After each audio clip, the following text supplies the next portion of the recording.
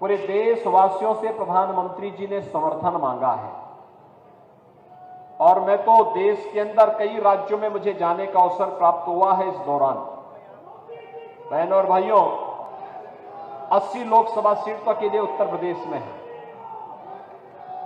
मैं कल भी उत्तराखंड में था, आज भी उत्तराखंड में हूं। उत्तर प्रदेश और उत्तराखंड की 85 सीटें मोदी जी के गले का हार बनेंगी, इसमें कोई संदेह नहीं।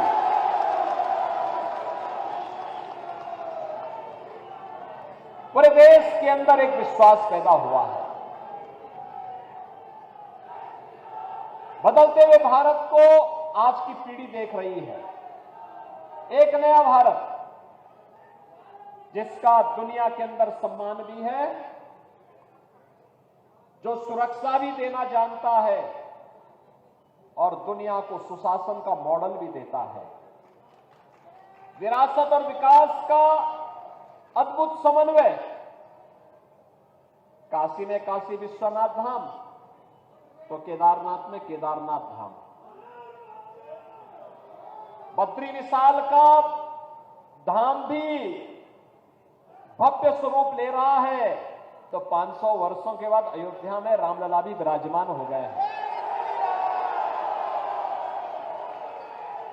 बहनों और भाइयों, ये आस्था का और विरासत का और विकास का यह अद्भुत संयोग। आज मैं प्रातःकाल जब श्रीनगर गया, देहरादून ऋषिकेश से लेकर के कर्णप्रयाग तक रेलवे लाइन दिख रही है। श्रीनगर में एनआईटी, मेडिकल कॉलेज, ये सभी बन चुके हैं। यानी ये चीजें दिखती हैं कि आज की आवश्यकता के अनुरूप दुनिया के अंदर जो पहले था, जिसके लिए भारत ये मानता था कि ये हमारे यहां भी होता, आज आईआईटी है, आईआईएम है, एनआईटी है, ट्रिपल आईटी है, एम्स है, मेडिकल कॉलेजेस है। एक लंबी श्रृंखला देश के अंदर आज हम सबको देखने को मिल रही है। वर्ल्ड क्लास यूनिवर्सिटी की स्थापना हो रही है और गरीब कल्याणकारी योजनाओं की तो कोई सानी नहीं। 80 करोड़ लोग देश के अंदर पिछले 4 वर्ष में फ्री में राशन की सुविधा का लाभ प्राप्त कर रहे हैं। 60 करोड़ लोगों को 5 लाख रुपए की स्वास्थ्य बीमा का कवर मिल रहा है। 50 करोड़ लोगों को जनधन अकाउंट खोले गए हैं। 12 करोड़ किसानों को प्रधानमंत्री किसान सम्मान निधि का सौगात है। 12 करोड़ गरीबों के घर में शौचालय बन गए हैं। 10 करोड़ गरीबों को उज्ज्वला योजना के कनेक्शन मिल गए हैं। हर घर नल की योजना साकार हो रही है। 4 करोड़ गरीबों के मकान बन गए हैं। बहनों और भाइयों, आज के संकल्प पत्र में भारतीय जनता पार्टी ने कहा है कि 10 वर्ष में भले इतना किया है, अगले 3 वर्ष में 3 करोड़ और गरीबों को मकान देंगे। बहनों और भाइयों, 5 वर्ष तक लगातार ये राशन की सुविधा का लाभ गरीबों को प्राप्त होगा। यही अंतर है।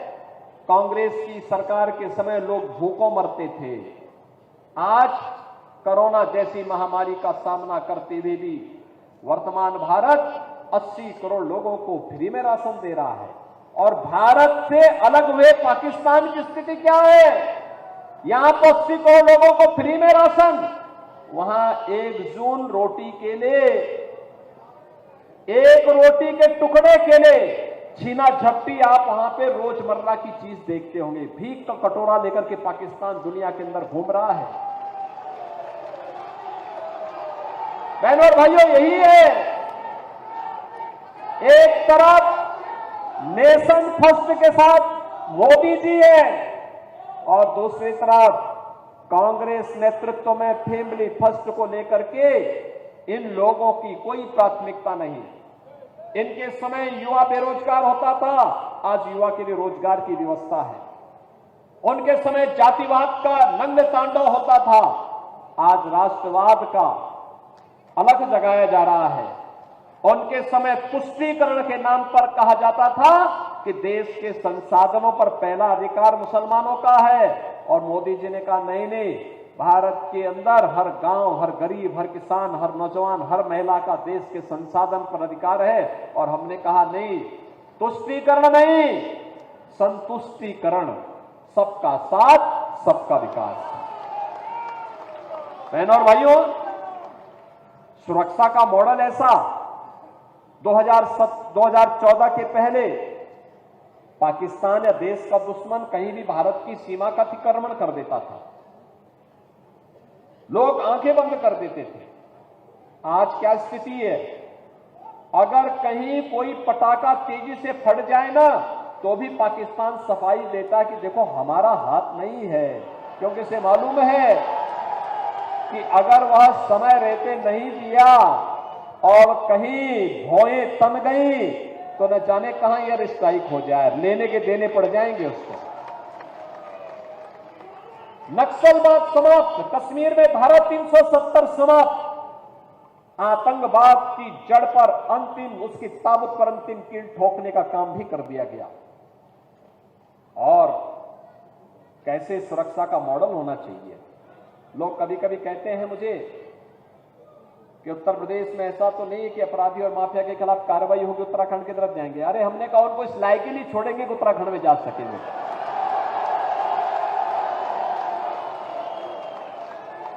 लोग कहते हैं जेल भेज जाएंगे फिर करेंगे। अरे हमने कहा जेल जाने के पहले जहन्नुम के रास्ते खुले होंगे उनके, चिंता मत करो।